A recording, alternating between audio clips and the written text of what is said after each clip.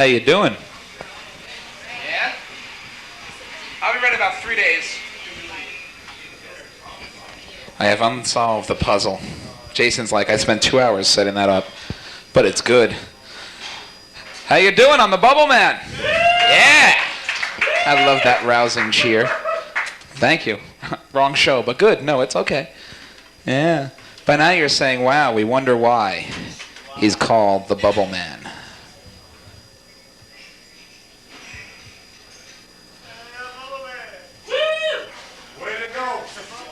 Yeah, takes talent. My first impression, the Good Witch of the North from The Wizard of Oz, Glenda. She's come to help us. Good Witch, what news, bitch? I have no act, I just do this for like 3 hours. By now you're saying, is it a deep struggle within himself? Is it a deep struggle against society? Or is it a deep infatuation with Dolly Parton? Yeah. I really don't know, to tell you the truth. Actually, if you think about it, this is the only safe thing you can blow in the 90s. Has anyone got a cigarette? Right here, Bubbleman. Oh, Eric Edwards, knew I'd have it. Oh, this is great. And Eric, I think, oh yeah, we might need a light too.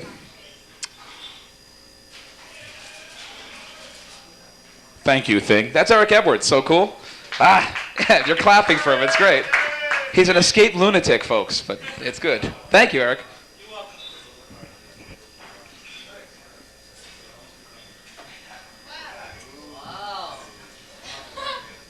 My impression of an ordinary LA air molecule. Ladies and gentlemen, my impression of Michael Jackson in a Pepsi commercial. He loves that one.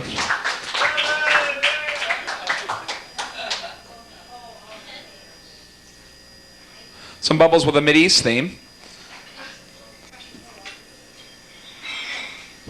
It's the Scud Bubble.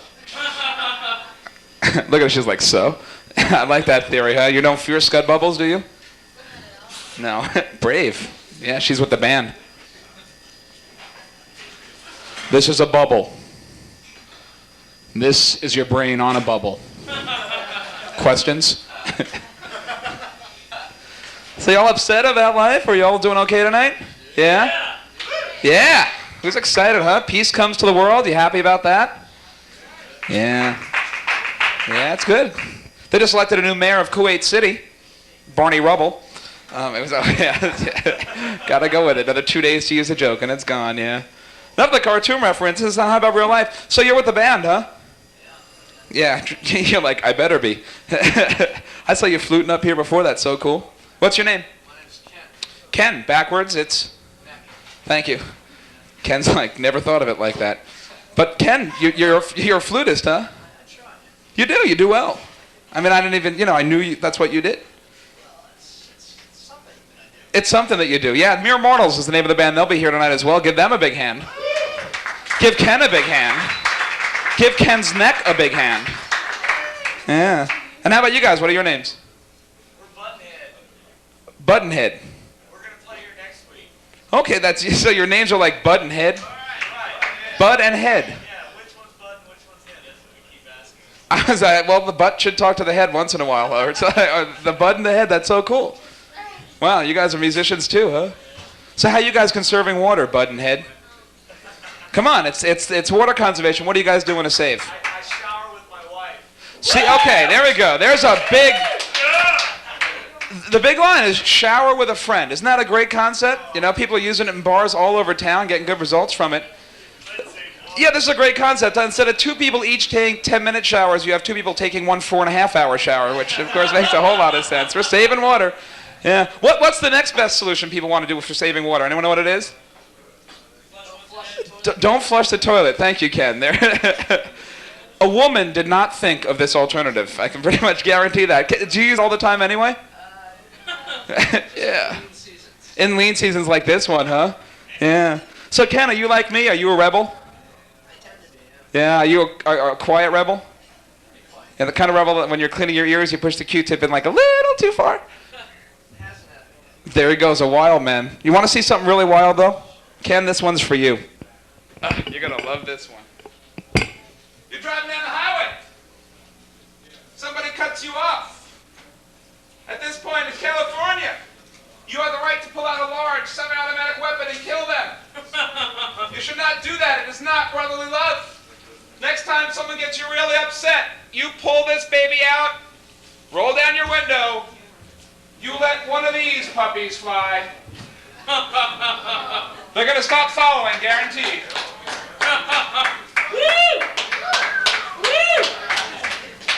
And the final scene from The Abyss. This is the best bubble impression of them all. Ladies and gentlemen, my impression of a prophylactic for the Green Giant. Yeah! And a little green sprout. Incredible, we're going here. By now you're saying, God, this guy must have no social life whatsoever. I know you're thinking that, aren't you? She's like, no, I play the violin. Leave me alone. Now that's cool too, though. It's so neat. It's like hee-haw, but with a classical touch. I know, no, I'm not comparing your music to hee-haw, don't worry. You guys are great, though. You remind me of Led Zeppelin. Okay, with the Partridge Family touch? No, you're good, kid. You got that big thing going. It's neat. I like it. It's wholesome. It's pure. Look at them going, yeah, it is. Well, yeah, and you're coming up tonight. We got comics for you. We've got everything planned for you tonight. It's going to be a wonderful evening. I'm going to bring our host out just a moment. I just want one joke here. What's black and white and black, does a lot of coke, carries a gun, and hates its parents? The entire cast of Different Strokes. Thank you very much, ladies and gentlemen. Okay. Yeah, we're rolling along tonight. Anyway, I do want to introduce you to a man who's responsible for us being here tonight. He's the one whose name is on the marquee. He's the man who pays the bills. He is the man, a myth, a legend. Ladies and gentlemen, give a big hand for your host, Mr. Johnny Roberts. Yeah! All right. You guys got the right idea. The right stuff. I like that. I like that very much. Well, thank you very much, folks, for coming in tonight. And gee whiz, I'm happy to be here, too. Very happy. As a matter of fact, I'm so happy that as I was driving over here today, I was so elated I got a little confused. Came by the wrong way, and wouldn't you know it, I bumped into an old friend of mine. Now, she was blind, and she was a prostitute. But you gotta hand it to her. I'm not a comedian. I just couldn't resist that. I got stuck into that joke. I wasn't really going to tell a joke. I was just here welcoming all you folks, but it just kind of worked into a joke. Now, you guys that are comics and pros may not even classify that as a joke. But what the hell? If it gets a snicker, then it is a joke, right? That's my definition. We're proud. Because of who's here tonight, just to give you a little lineup, I have a little cheat sheet here, but I don't really need this. You know, some people do, not me. Eric Edwards is here. Here's a comic that's not only funny, but he's talked about. You know, that's special. Yeah, when you're talked about, you know, you're remembered, and that's what's important, is if they remember you or not. I know when you have a birthday, how many presents do you get? Are you remembered? That's what impresses me, is the fact that when you go someplace, you're asked to come along too. Your friends remember you. You get a phone call once in a while, they remember you. So Eric Edwards is a guy like that, and he's remembered. John? But for what? It seems like you just described a drug dealer, but go on. What? Oh, my God. I didn't know that, Eric. He may be pro-marijuana. There's an initiative floating around here. Well, he could tell us about that. Bonnie Castelluccio is here tonight, a wonderful personality, amiable personality. I wonder if she's a little bit on the, not naive, but a word that's close to that, kind of trusting or innocent styled. But then when she gets up on stage, her material is so contrasting that it baffles me. So you'll be delighted with her stuff tonight. She's brought with her a young man by the name of Bill Small. Where's Bill? He's in the house too, another comic. Good lineup here tonight. The Dog Man's down here for the first time up on our stage with me here, that is. We have an accomplished, all-original musician who's got credentials that go beyond the normal showcaser we have here. So we're expecting a fantastic night with his input. But mere mortals are here tonight. Here's an all-original folk group. Yay, Ken. Yeah. We have a violinist with the Mere Mortals tonight, I think. Is that correct? Here he, oh, it's a young man. Where? As I thought. Okay, well, we'll be talking with all these folks at length or a little bit in depth so we get to learn a little more about their special personality. Jay Bernard, young man, a man. It's And not Bill that Torres. young. It's not old either. How about me? You know, I get these hair that's gray. Like, does that mean you're And old John? just because you look old? John Bill Torres. Don't forget Bill Torres. Oh, I can't forget that guy. That Bill. Before we go on to Bill, I do want to mention that Jay Bernard's a man that's got a reputation around here as being very good. Brenda Roberts, who's here, runs our open mic every Monday and tells us who's who and who's the best stuff. She has nothing but good report for this Jay Bernard. So we're anxious to see him this time up front doing his stuff. Okay, there's a special event that we've had last week. Bill Torres finally got a good set-off. That was a good event. It was a special event. Oh, I take that back. He always gets a good set-off. This was an outstanding set. He was on a roll. Now, if he continues that tonight while we're videotaping, we'll be delighted, because he was certainly entertaining, at least on that last week's show. I think I have everybody, except you know I'm John Roberts. We have a delightful wait person here on the floor, Tanya doing her thing for you. Brenda baked the pies. So let's get going here and get it started. Would you please come on in and welcome here to the Johnny Roberts TV special. Yeah. We'll be right back. We're back. We're back. Well, Todd, what do you think of this lineup here tonight? You think we should be doing pretty We've got a beautiful, hot? a beautiful audience. We've got beautiful camera people. We've got a beautiful host, a good-looking host. Yeah, but that's all incidental stuff. You can't expect the people to be impressed just with what you got. That's all talk. You know, that's what too many people are talking about stuff. When they produce the results, the bottom line is that. That's what I want to see tonight. You know, too much of all this anticipation and expectation. Man, let me have that good stuff. And that's what we, and that really is it. Tonight, yeah. You know, you got to have that as a general rule of thumb, don't you think, when you're dealing with people in your life experience? Which explains why I don't date a lot. But there are people who are talkers and there are people that are doers. yeah. Which explains why We're you don't talking date a about lot. doing. I like that. What's that mean about dating? How do you relate to that? Well, that's That wasn't how the blind prostitute, did you? No. My sex life is not quite hitting that level. But let's just say that last week I was watching Star Trek, and the episode was the episode where Spock has to have sex, because Vulcans have sex once every 7 years, Amok time. And this means Spock is getting it more than I am, John, which is really a frightening thought. Well, I heard you had a lot of sex. You had a good hand on things the other day. Yeah, but that's, you know. He was killed with his own material. That's even better. I watched his show last night, and that's what he had said. I thought, gee, Todd, that's pretty good. So I couldn't. Boy, you set that one up perfectly. Well, it's a nice night, folks. I hope you're all set. Let's get going. What the heck, Let's Todd? do it. Shall we talk or Yeah. what? Who's our first guest tonight? Eric Edwards is going to be our first guest. Eric? All right, come on up. Eric Edwards. Come on and welcome this boy.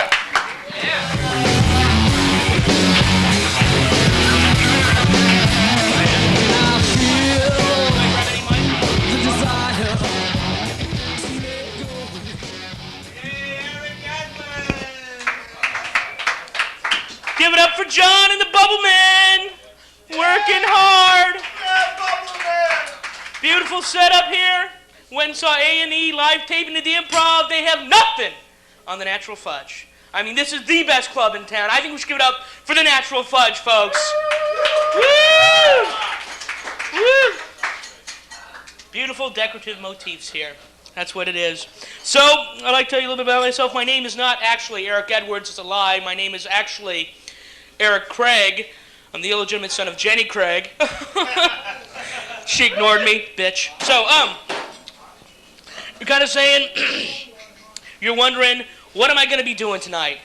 Well, like I do every night, I go home to my empty apartment because my roommates are studs and they're having sex and I get to listen to Billy Joel's Captain Jack by myself. So I'll go home to my empty apartment, and I normally don't drink, folks, but I'm thirsty, okay? I normally don't have beer, but I'm thirsty, and I'll go to our refrigerator and all we have is beer. So I'll have a beer. I'll have another. Okay, so I'll have a 12-pack, okay? So now I'm drunk, fat, and alone in my apartment, okay? And I begin. I want to be productive, so what I'll do is I'll write, because, you know, a lot of great writers were great drunks. Matter of fact, Hemingway, great writer, great drunk, great shot. And matter of fact, I'm going to go to the gun shop after this and go out like Hemingway did. So I want to be productive. I'll do some writing. I'll go to our table, and my roommates are slobs, and they leave the pot on the table. Now I say no to drugs, kids. I'm pushing the pot away. I'm pushing the pot away, and a roach gets lodged in my fingertips, okay? So I'm pushing it away. I'm saying no to drugs, no to drugs. So now I'm drunk, stoned, fat, and alone in my apartment, okay? And I begin to eat about 135 chocodiles. And I'll slowly fall asleep. So now I'm drunk, fat, stoned, and alone with a half-chewed chocodile lodged in my trachea. You can read in my new book, Fit for Death. Oh, he gets an applause break. It's a beautiful thing. I'd like to next do for you a quick impression for you. I would like to do my impression of James Dean. James Dean, folks. Jesus Christ. Okay, James Dean. I gotta find a wall to lean on, because it's kind of... James Dean, folks.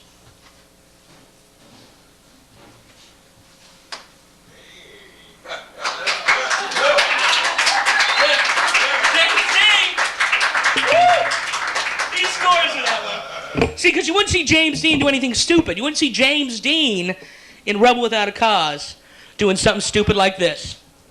You tear me apart! Oh, Jesus. I can put that there. I know where my nose has been. Up the tushy of every producer in town, folks. And it's the 90s. We can call it networking. So, I'd like to do another impression for you. I'd like to do my impression of the movie Citizen Kane. Citizen Kane.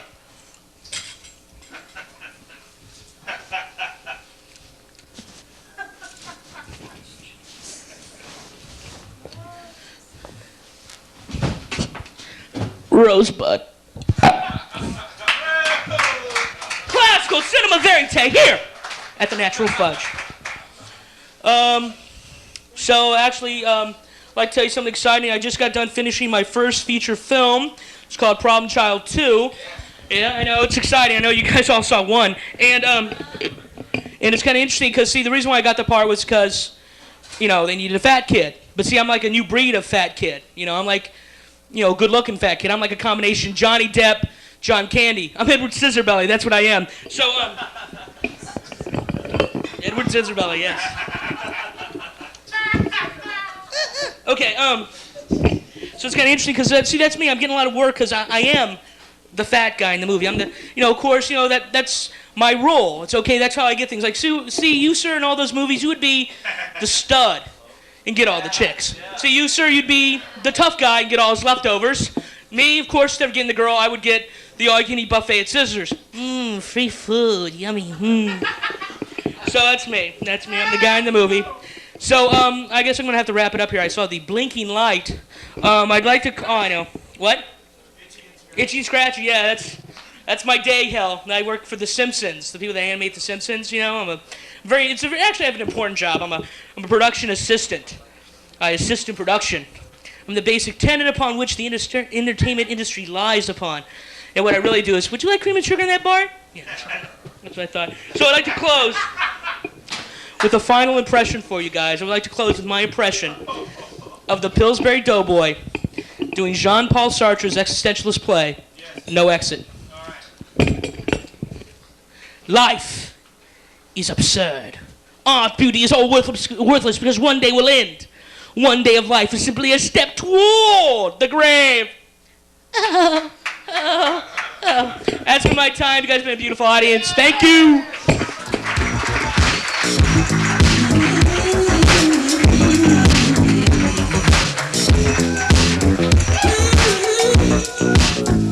Eric Edwards, one more hand for him.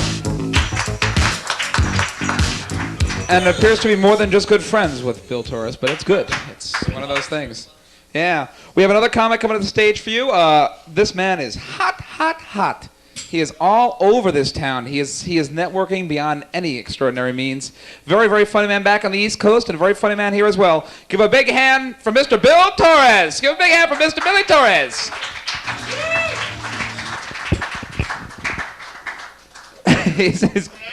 He's confined to a bar chair. No, I'm okay. Would you watch that phone, please?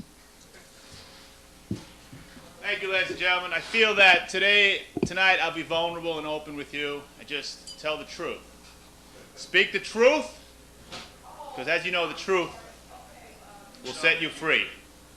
As you know. For example, I said to my girlfriend, honey, I gotta tell you the truth.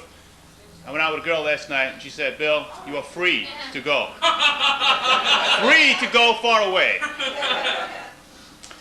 I want to show you my 8x10. Every half-ass actor in Hollywood carries these around in the slim hope that they someday will be the neighbor on A Different Stroke. That's my goal, to be the neighbor on 21 Jump Street, the canceled version. This is a picture of Bill Torres. Notice he's much better looking than the real Bill Torres. That's what Hollywood's all about. Total illusion, total lie. This guy is, see, this is the last time I smiled, 1983, I think. 83, I was smiling a lot those days. Then I came to Hollywood and contracted the fatal disease. Yes, the Fountain Avenue disease. That's right. No, I'm just kidding around. These are my Elvis Costello, Aristotle Onassis glasses. I like to wear them whenever possible. You know, I used to hang out with Aristotle Onassis. Me, Ari, and Hank Kissinger. I don't know. You know, as Hank Kissinger used to say, power is the ultimate aphrodisiac. And, of course, Jesse Jackson is the ultimate Afro-American. So, I like to use that reference. Here's a picture of me, Bill Torres. This is a picture taken of me just before I was gang raped in Central Park. I was a pretty good looking guy in those days too. Notice the slick back Latino look, the serious Esai Morales stand and deliver, you know, Jimmy Smith's LA Law thing happening right there. Jimmy, can you help me please? Could you answer that phone please, Brendan? This is a TV show. You ever see the TV ring on Johnny Carson? Never! Never! With the A at the end of never. Never! As in Nebuchadnezzar, the famous Babylonian hairstylist. But ladies and gentlemen, I've been trying to break into show business. I was in an ABC after-school special. You might have seen it. It was called Mommy, Coach Touched Me. I played the part of Coach. I also played the part of the molested child. It was a tour de force. That's right. I was the coach and the molested child, touching myself, ladies and gentlemen. Yes! It was a low-budget film. I had to do everything. But it didn't stop me from enjoying the role. As I look over there at Tanya, our beautiful waitress, I'm reminded. Give Tanya a hand, please. She's so beautiful. She's so beautiful. I like her because of her sensuality, her thinness, and the fact that she gave me a free cup of coffee. There's nothing more beautiful than a woman handing me something for free. That is more beautiful than anything on earth. A free cup of coffee. Making a face. It's a visual thing, you know, it's TV.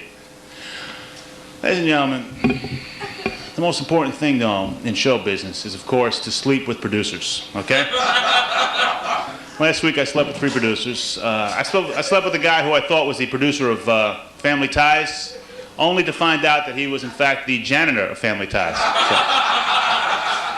So later on you'll see me with my Michael J. Fox mop.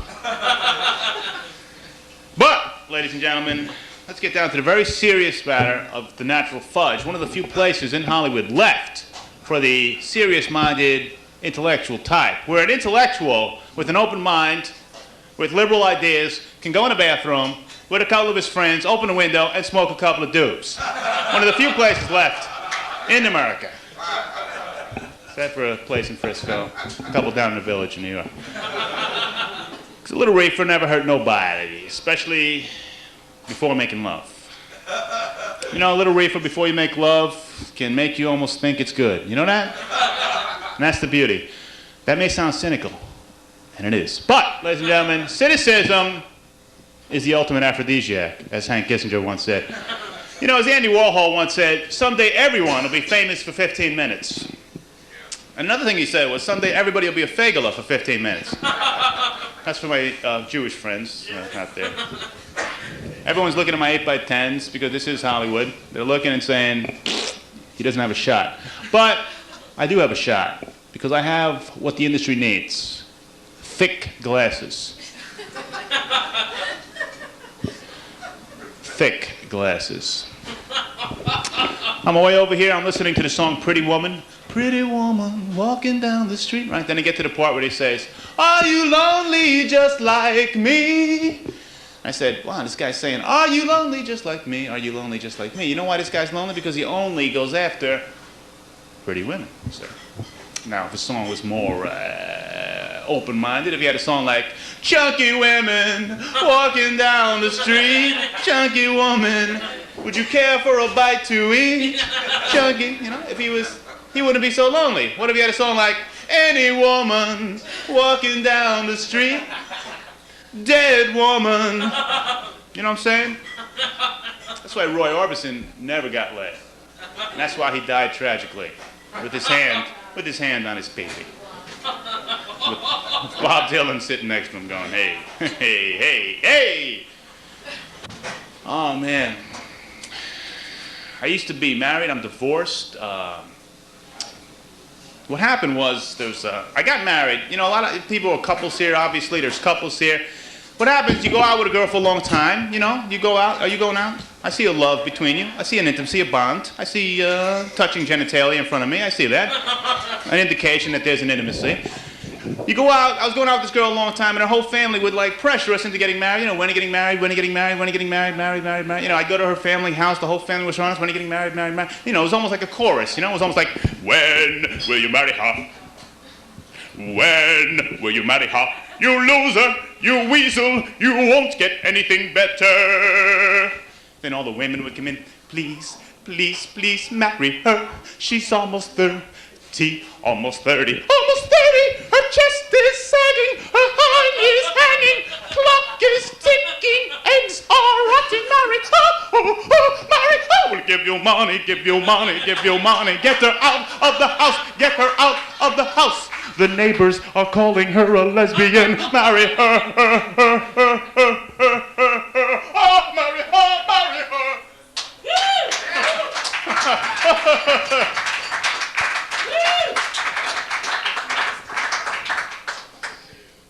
So then, we got married, due to that song. The pressure of the song.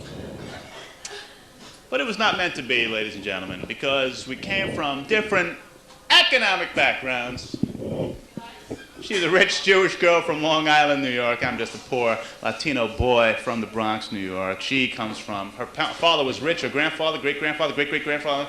She comes from old money, you know old money? And I, of course, come from old unemployment. So, you know, one of those. No, it's true. My great-great-grandfather was the first one online at the very first unemployment office at Plymouth Rock. The very first guy, his name was Juan Standish. He was there. I'm just trying to use 3 stereotypes in a row. We had a velvet painting of him, Juan Standish. There we go, the third stereotype. Ding, ding, ding, ding, ding. Stereotypes, $4. Important thing, though, is we broke up. And rather than look into my soul and figure out what I did wrong, I instead blamed her.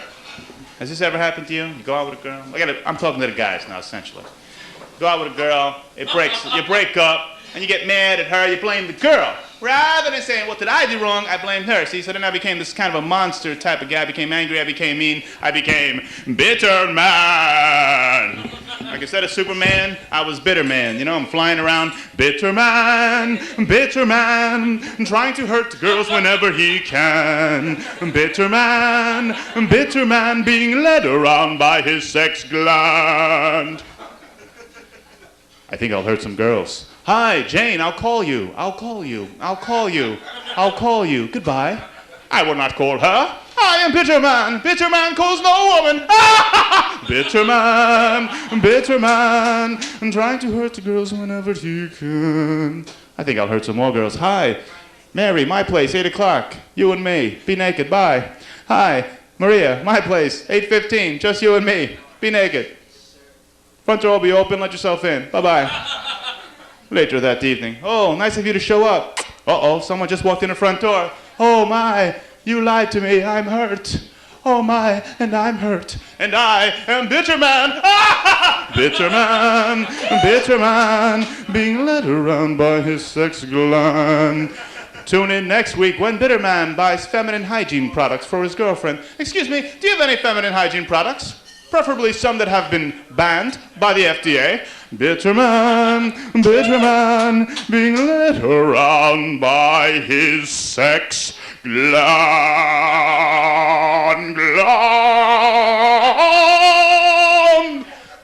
Oh my arch nemesis, humble chick. Humble chick. Wait a minute, compassionate chick. Compassionate chick. Ladies and gentlemen, most important thing though, of course, is to love the woman that you've decided, that you've chosen. Love the woman with all your heart. The woman that you've chosen as your mistress. Yes, love her. Love your mistress the same way you love your wife, ladies and gentlemen. Give her the same amount of affection as the women look at me with a hateful look. Just kidding around. You gotta be monogamous or monolithic or mononucleotic, whatever. Just be one of those monos. You know, I could have walked off after one of those damn songs with a huge applause, but no, I stay here just to bring you guys a little bit down. All right. Huh?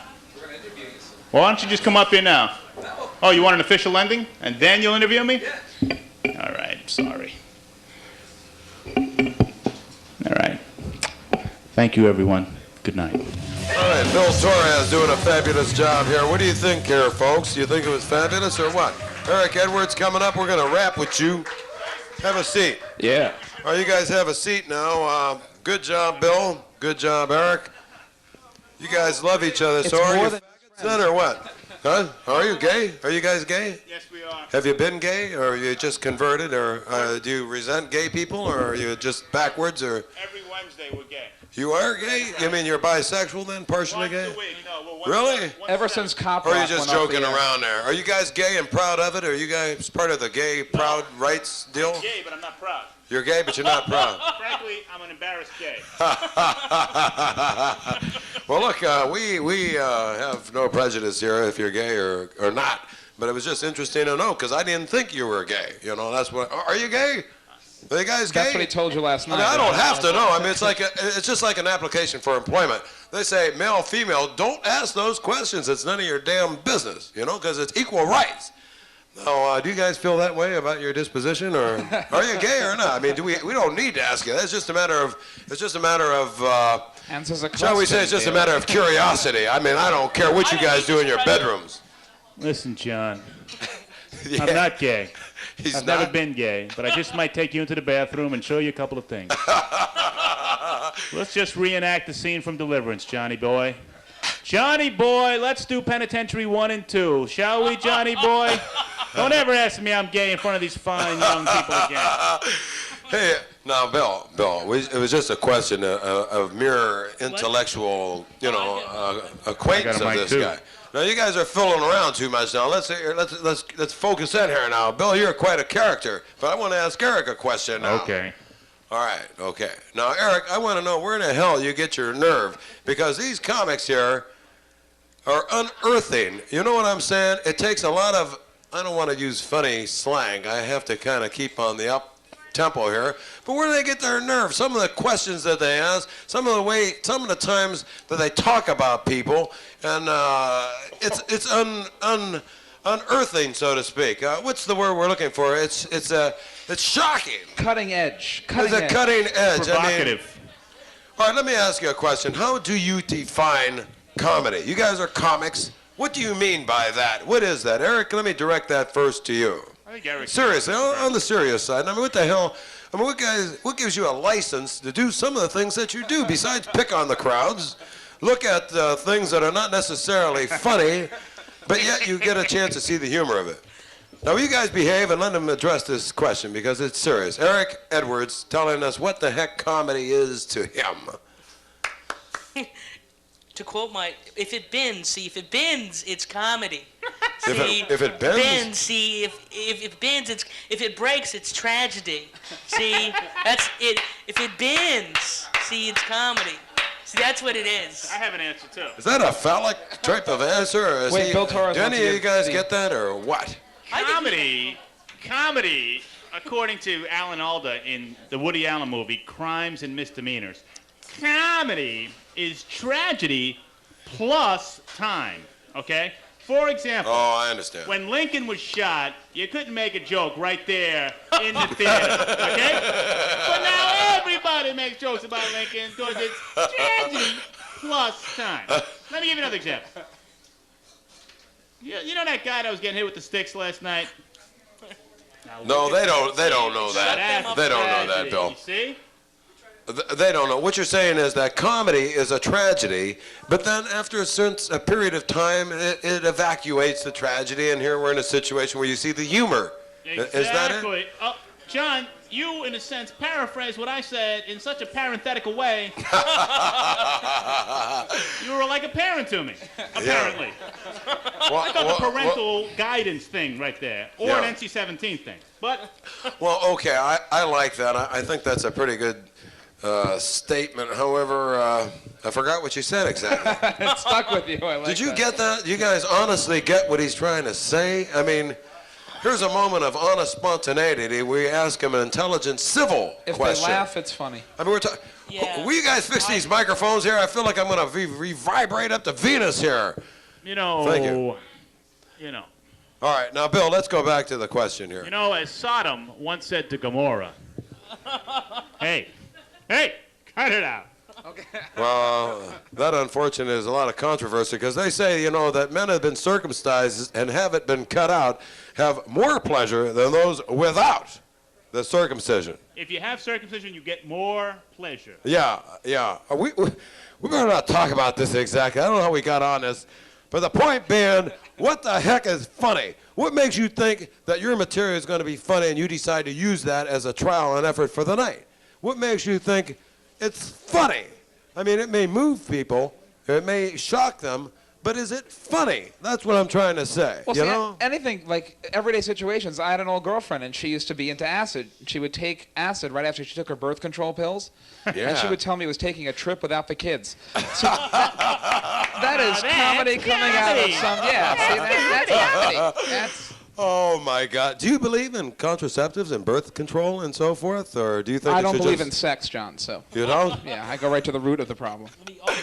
You know, These guys are non-committal. That's the problem here. These comedians don't want to commit themselves when the chips are down, and we're here I'll to the commit bottom myself. line. They don't want to make a statement. He's I'll opening. make a statement. They I'll just make want a to see the statement. humor in I'll make a things. statement. He's here. All right, go ahead. Here's Right Bill here, Torres. in front of a largely liberal, left-wing pinko commie audience, I'm going to say that I am pro-life as well as pro-abortion as well as procrastinating. Okay, ladies and gentlemen? I am good. for That's good. procrastinating whenever possible. I believe a woman should have the right to procrastinate anytime and anywhere she pleases. I We're feel a silly woman people. has a right to her body as well as a right to my body. So if there's any chicks here who want to touch my body, speak to John. Eric, that's very good, Bill. Eric, that impersonation you did of, Rebel Without a Cause, our boy there, is so perfect that I have to commend you on it. I think it was really excellent. There's a lot of hard Well done. training. Do you have any other impressions that you do? You're working on any. You got that face, though. It's that look, you I know? think I could possibly do like a Roger Ebert at the Yeah. movie impression. Is Yeah. that? I think By it- the way, I heard you just finished a movie for cable. No, What was it it's- all about? It's for the big show. It's for theatrical release. It's Problem Child 2. Problem Child 2, isn't that starring John Ritter. John Ritter? Oh, and you're in this film? Yes, me and John get to hang. Did you hear this, folks? Well, when's that going to be out? Well, I don't know if I can actually say. I think sometime this summer. But tell me, you've made a lot of progress in your career just this last year, haven't you? Been working and plugging away, and this last year has been significant for you, hasn't it? Actually, it's only been like about 8 months. Well, what accounted for it? Did you have a special agent? Did you give somebody, did you? Did you sign your soul over to the devil? What did you Eric? do? Was that? I was, I was just really lucky. Lucky? Come on, that's being humble and modest. Isn't that terrific? The guy still doesn't have a bloating ego to the point you want to vomit. But that's good. John, did you ever see The Gong Show? Chuck Barris. Remember Chuck Barris? Yeah, I like Chuck Talk Berry. about celebrity lookalikes right here. Chuck Barris, Oh, no, ladies and sir. gentlemen. There's a substantial difference between him and I, and that is that he never showed his eyes. You can never see that guy, so you never know where he was, really. You know, I like to look at somebody in their eyes, especially girls. But anyway, aside from that, go ahead now. We have to conclude this interview. Do you guys want these these two comics, Eric and Bill, back another time, or what? Yeah, give him a big hand. Will you guys please come back and be on our show, sure? Certainly, anytime. You know, John, though, that doesn't mean that they're going to be here. So Yeah, well, that was like an easy question for them to answer. Nothing at risk. Next Tuesday, 4 in the morning. Go. All right. Well, folks, thanks a lot. Here we have Bill Torres and Eric Edwards on the Johnny Roberts TV talk show tonight here. All right.